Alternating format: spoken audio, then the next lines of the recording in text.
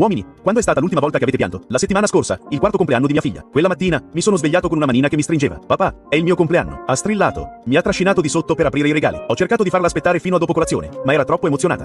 Mi implorava da settimane di giocare a fare finta di niente con lei. Così, le ho preso un vestito da principessa e mi sono persino comprato un costume da principe. Così potevamo giocare insieme. Abbiamo passato la mattinata a correre per casa. Lei che rideva mentre la salvavo dalla torre sorvegliata dai draghi, più e più volte. Nel pomeriggio, siamo andati allo zoo a vedere tutti i suoi animali preferiti. È tornata a casa e ha visto i suoi Disney preferiti. È stato perfetto. Quando è stata l'ora di andare a letto, l'ho rimboccata e le ho baciato la fronte. Voltandomi, sussurrò: ti voglio bene, papà, non andarmene mai. Ho sorriso e le ho detto: anch'io ti voglio bene, tesoro. Ma appena sono andata a letto, sono crollata. La verità è che mi è stato diagnosticato da poco un cancro terminale. Quello è stato probabilmente l'ultimo compleanno che passerò con lei. Il pensiero di non essere lì a vederla crescere mi ha completamente distrutta.